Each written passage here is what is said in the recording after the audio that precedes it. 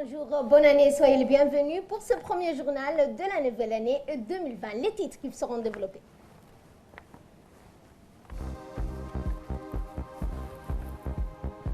Le chef de l'État Ismaël Omar Guelleh a exprimé hier ses vœux de la bonne année, pour une bonne année et prospérité. Et la dernière séance du Conseil des ministres de l'année 2019 a été présidée hier par le chef de l'État.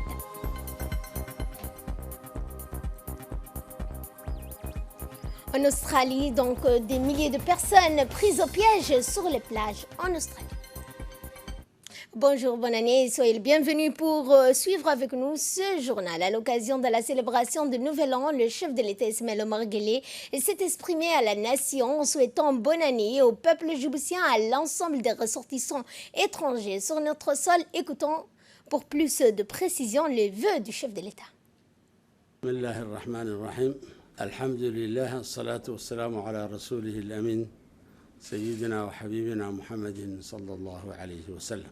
Mes chers compatriotes, nous voici au seuil d'une nouvelle année, l'occasion pour moi de vous souhaiter à tous et à toutes mes meilleurs vœux de santé, de bonheur et de prospérité.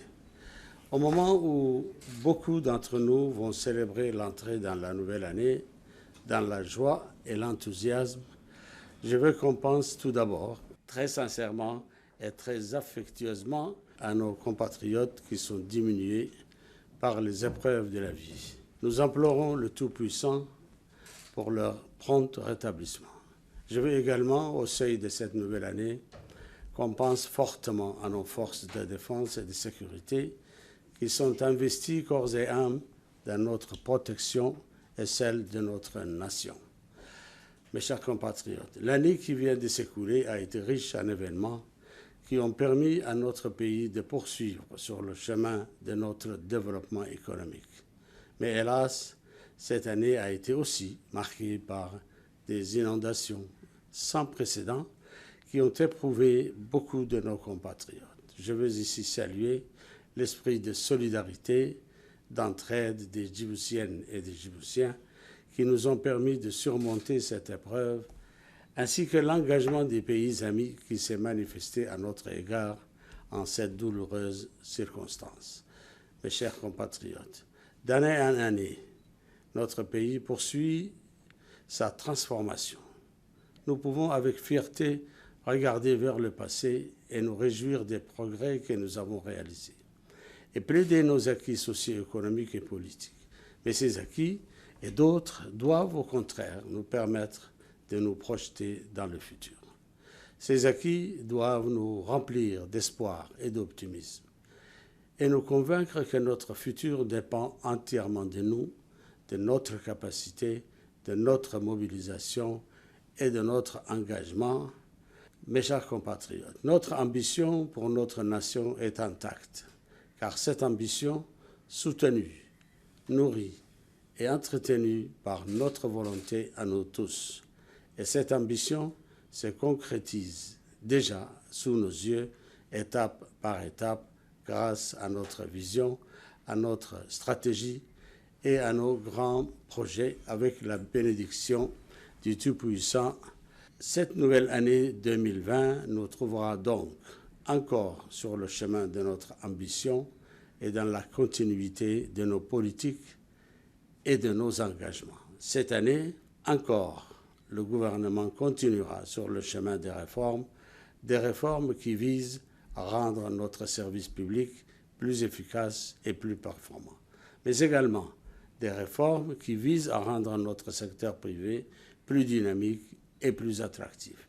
Le gouvernement veillera cette année encore à ce que notre croissance soit plus inclusive, aussi bien économiquement que socialement.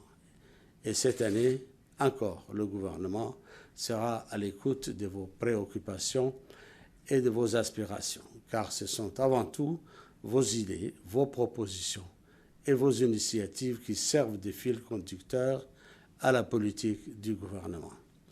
Mes chers compatriotes, si notre pays compte dans la région, ce n'est pas seulement pour sa position stratégique. Notre pays compte aussi pour ce qu'il est, pour ses valeurs et pour ses principes. C'est pourquoi nous sommes fiers de ce que nous sommes, une nation en paix, une nation qui cultive la tolérance et la fraternité. C'est aussi ce message de paix et de tolérance et de fraternité que nous voulons partager avec la communauté internationale durant la nouvelle année. Mes chers compatriotes, je vous renouvelle encore mes meilleurs vœux de santé et de prospérité pour la nouvelle année. Vive la République de Djibouti. Assalamu alaikum wa rahmatullah. Je vous l'annonçais en début de journal, sous la présidence du chef de l'État et chef de gouvernement Ismaël Omar Guelleh, s'est tenue hier la 25e et dernière séance du Conseil de ministres de l'année 2019 où 12 questions étaient inscrites à l'ordre du jour. Écoutons le compte rendu du ministre des Affaires étrangères et porte-parole du gouvernement, Mohamed Ali Youssouf. Bismillah ar-Rahman ar-Rahim. Sous la présidence du chef de l'État, son Excellence M. Ismaël Omar Guelleh, s'est tenue la 25e séance du Conseil des ministres en ce mardi 31 décembre 2019. Étaient inscrites à l'ordre du jour 12 questions. La première question concerne un projet de loi portant création de l'autorité de régulation multisectorielle de Djibouti. Notre pays dispose d'importants atouts, un système de télécommunications performant et des ressources d'énergie renouvelables, énergie solaire, éolienne et géothermique. Afin d'attirer les investissements, notre gouvernement est très engagé dans la réforme et le développement de ce secteur. C'est pourquoi il est nécessaire de créer un environnement favorable, fournissant des directives claires, transparentes et prévisibles à toutes les parties prenantes. Dans le but donc de réaliser des économies d'échelle et une meilleure efficacité, il est proposé un régulateur multisectoriel chargé non seulement du secteur des télécommunications, mais aussi du secteur de l'énergie. Cette autorité indépendante sur le plan structurel, financier et fonctionnel, renforcera le cadre juridique et réglementaire existant et permettra de séparer la fonction des régulations de celle des prestations de services afin d'atteindre les objectifs du gouvernement et d'assurer un fonctionnement efficient de ce secteur et de consolider la position stratégique du pays et enfin attirer davantage d'investissements. Les missions principales de cette autorité seront de créer et superviser les conditions de compétition loyale pour permettre au marché national d'accueillir plus d'acteurs et dynamiser davantage l'économie nationale et de s'assurer un accès sans discrimination et à des coûts abordables. La deuxième question est relative à un projet de loi portant approbation des comptes financiers de la Société internationale des hydrocarbures de Djibouti pour l'exercice 2016. Les comptes financiers de l'exercice 2016 de la SIDH s'établissent comme suit. En produit à 22 milliards 191 millions de francs Djibouti et en charge à 22 milliards 106 millions de francs Djibouti, soit un bénéfice après impôt de 84 millions 886 000 francs Djibouti. Le montant des investissements est de 7 millions 522 000 francs Djibouti. La troisième question concerne un projet de loi portant approbation des comptes financiers, toujours de la Société internationale des hydrocarbures de Djibouti, pour l'exercice 2017. Les comptes financiers de la SIHD pour l'exercice 2017 s'établissent comme suit.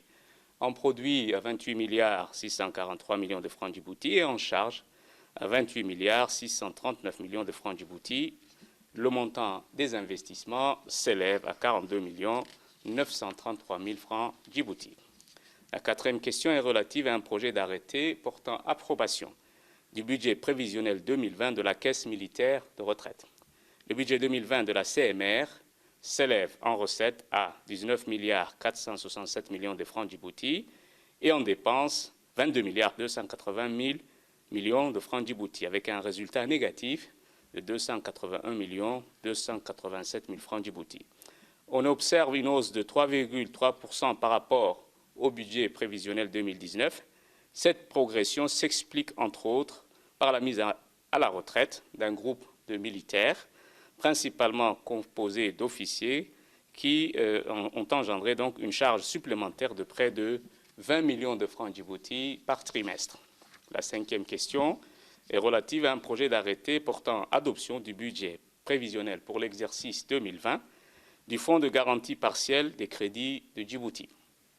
Le Fonds de garantie partielle de crédit est une institution financière spécialisée ayant la forme d'une société anonyme dotée d'un capital social de 200 millions de francs Djibouti. et d'un fonds de garantie opérationnel de 300 millions de francs Djibouti prévu par la loi de finances initiale de 2018. Le budget prévisionnel pour l'exercice 2020 du fonds s'établit comme suit. En recettes, à 60 millions de francs Djibouti et en charge de fonctionnement, 60 millions de francs Djibouti. Le Conseil a ensuite examiné et approuvé d'autres projets de loi. Écoutons pour plus ample explication le compte rendu du ministre des Affaires étrangères de la coopération internationale, Mahmoud Ali Youssouf. La sixième question est relative à un projet d'arrêté portant approbation du budget prévisionnel pour l'exercice 2020 de l'Agence nationale de la météorologie de Djibouti. Le budget de l'Agence de la météo s'établit à 185 millions de francs Djibouti, 160 millions en charge et 25 millions en investissement. La septième question concerne un projet d'arrêté portant adoption du projet de budget pour l'exercice 2020 du Laboratoire national d'analyse alimentaire. La mise en place du LANA a pour objectif de contrôler la qualité des produits alimentaires importés, d'apporter un appui pour l'émergence d'une industrie agroalimentaire au niveau national, la mise à disposition pour le professionnel et de l'agroalimentaire des outils de diagnostic rapide et fiable, la mise en place d'un réseau de surveillance et de veille sanitaire auprès des restaurateurs.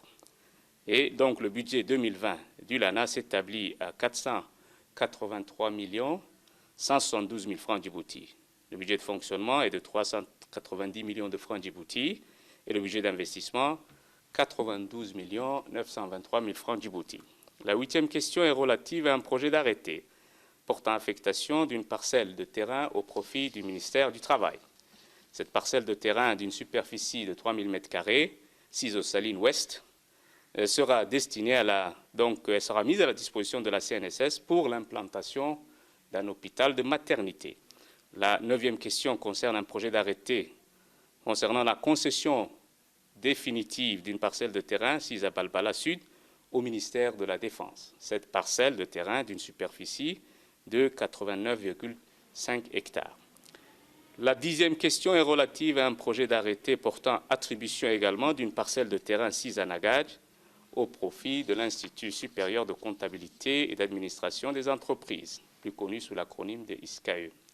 Cette parcelle de terrain de 10 000 m² sera donc attribuée à titre onéreux, 500 francs le mètre carré, à l'ISCAE et est destinée à l'implantation d'un institut privé de l'enseignement supérieur. La 11e question concerne un projet d'arrêté portant transfert de droits de propriété sur 2 parcelles de terrain urbains bâtis au profit de l'ambassade d'Arabie Saoudite.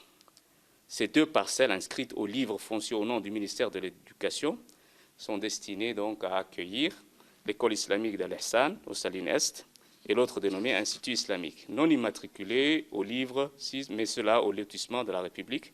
Et cela donc pour cet objet, l'objet de cette mutation, et donc pour accueillir ces écoles précitées.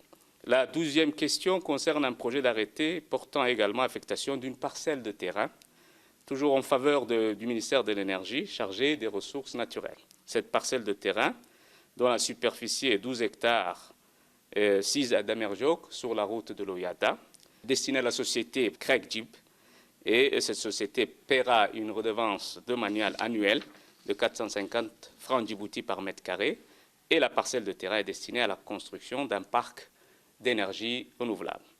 En cette fin d'année 2019, nous souhaitons, au nom du gouvernement, adresser nos souhaits de paix et de prospérité pour notre pays et une bonne année 2020 à toutes les Djiboutiennes et tous les Djiboutiens. Et en nouvelle demandée concernant donc en Australie des incendies où des milliers de personnes prises au piège sur les plages. Quelques 4000 vacanciers et habitants se sont retrouvés pris au piège sur la laisse de mer de la cité balnéaire de Malab-Kota sur la bande côtière environ donc 200 km. Nombre de personnes n'ont pas pu donc avoir le choix que de se rendre sur des plages près des villes littorales. Et bien des dizaines de biens auraient donc donc été détruits depuis lundi et d'autres moins de 7 personnes sont portées disparues dans les États de la Nouvelle-Galles et du Victoria. L'Australie est habituée aux feux de forêt lors de l'été austral, mais cette année, ils ont été particulièrement précoces et violents en raison d'une période de sécheresse prolongée. Fin de ce journal. Merci à vous de l'avoir suivi et encore nos meilleurs vœux pour cette nouvelle année 2020.